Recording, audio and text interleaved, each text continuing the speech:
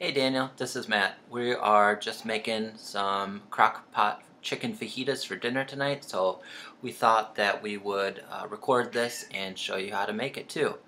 Now the first problem though is that I skipped a step, or I should say I already did a step before we thought about taping this. So let me show you really quick.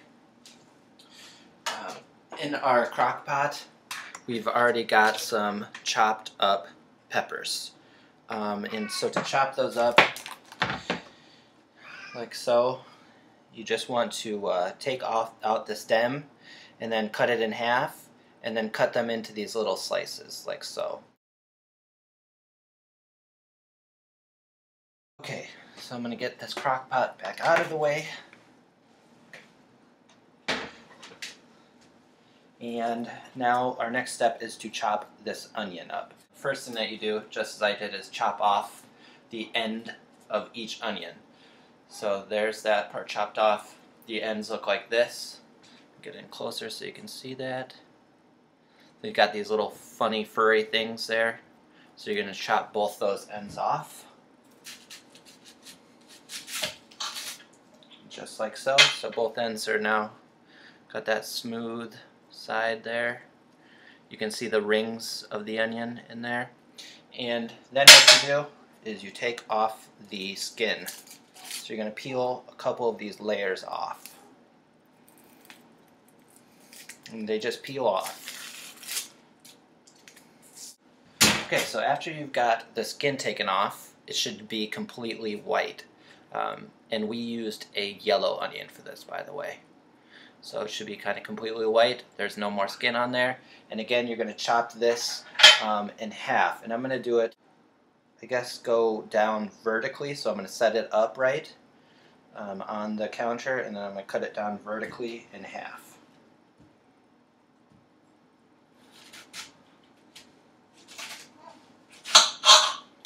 Alright, and so now it's cut in half. It's got one half that's completely flat, and then the other side is rounded, still like that.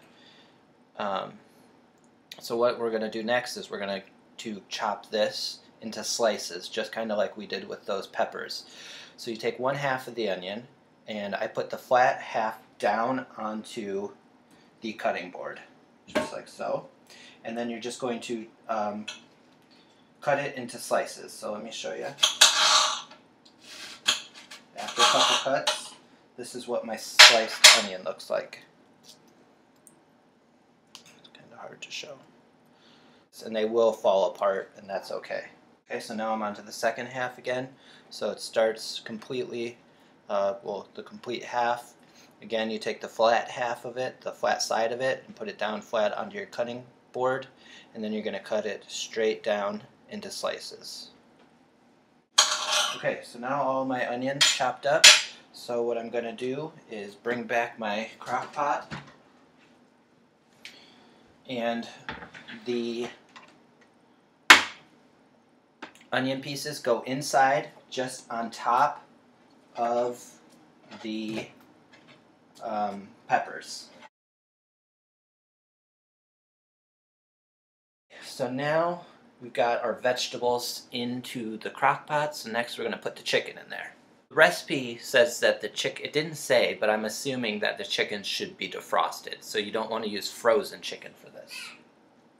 So I've got my one chicken breast, and I'm going to just set it on top of the vegetables. So it's going to take the other chicken breast, set it on top, and just taking my third chicken breast and setting it on top. Okay, Daniel, I don't know about you, but my eyes are watering just a little bit from cutting those onions. Not too bad, though. If you have some extra raw chicken, you can freeze it, which is good so it doesn't go bad. So I'm just putting it into a freezer Ziploc bag, like so, by the 3 pieces. And later this week we're going to make another recipe using chicken. So, alright, that's in there.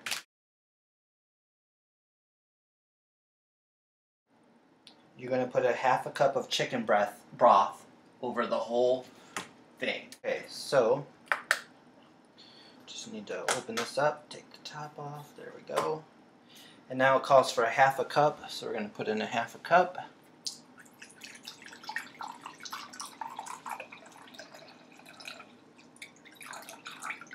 Alright, and there's a half cup. And so now it said again to pour it over all of the ingredients. So you just pour it on top of the chicken and let it run over onto the peppers and onions. Now, because this is a big pet peeve of Anna's, she's listening on as we cook, so just kind of trying to poke a little fun at her too. We're just going to wash this out and then put it in the dishwasher so it doesn't get in the way. And like I said, because it's a big pet peeve of hers, to make things messy while you cook. You know, who else has that? Yeah, I would guess that you do too, Daniel. That it could also be a pet peeve of yours. Okay, this is opened now, and if you have some left over, it has to go into the refrigerator. Alright, and now we need our spices. So let's see, what do we need here? We need some chili powder, some cumin, and some salt. Now, if you don't have all of these ingredients, you're probably going to be okay. Especially the cumin, you probably won't necessarily need that one. That just kind of adds a smoky flavor to your meat and your vegetables. The chili powder adds like some heat, so it makes it a bit spicy, and the salt, you know, just makes it saltier. We are just supposed to take our spices and pour them over the chicken. So we need 2 tablespoons of cumin. So you want to make sure that you have the right measuring equipment for these. So this is a tablespoon. It'll usually say on there what it is. So down here at the bottom it says 1 TBS. That is short for tablespoon. If it's a teaspoon, it'll say TSP. That's teaspoon. Teaspoons are smaller than tablespoons. So again, we're going to get 2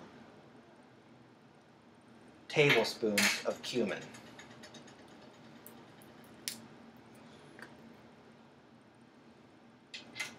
So all I did here was I twisted off the cap so that I can pour it right into my tablespoon.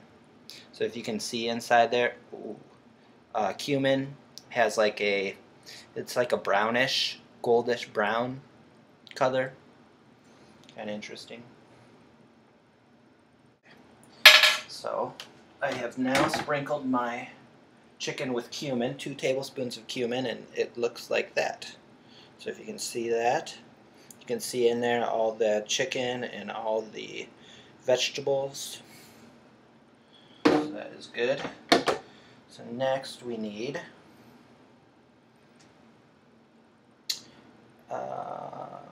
1½ tablespoons of chili powder. I don't know how well you can see that, but you can see the red on top of that brown.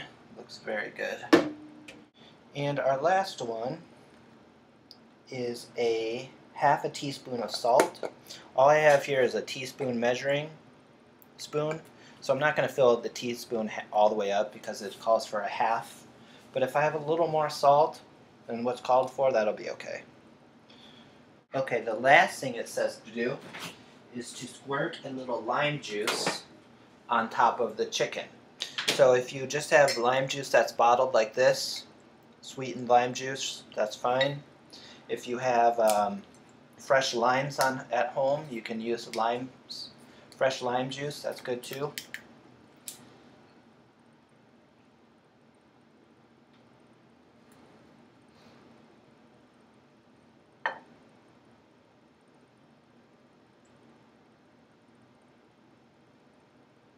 And I'm just putting in just a couple drops on each chicken. So now all we need to do is make sure you take your cover, put it on top of your crock pot. You need to make sure that your crock pot is plugged in, which mine was not. Plug that in. And then you need to decide how long you want to set it. So you need to figure out, Daniel, how long you've got until you want to eat it. So for example, right now it is 1:30 p.m. and Anna and I are probably going to want to eat between 5 and 6. So our best bet then is to put it on high for 4 hours. So that's what I'm going to go ahead and do. So if you can see mine right here, let me get this a little closer. We have a button that says cook time. I'm not sure what yours is, how yours works, so you're going to have to look at the instruction manual. But I'm just going to push the cook time button, and now the light for 4 hours is on. And so that's going to cook in 4 hours. I can come back, and then we're going to cut up the chicken, and then we'll be ready to eat. How does he know how long to cook it if he wants to cook it longer? Oh, yeah, sorry, that's a good question. I meant to answer that, but I got wrapped up in thinking about how good this chicken's going to taste. So I said you need to see how long you have. So let's say you realize that it's 8 a.m. in the morning, for example.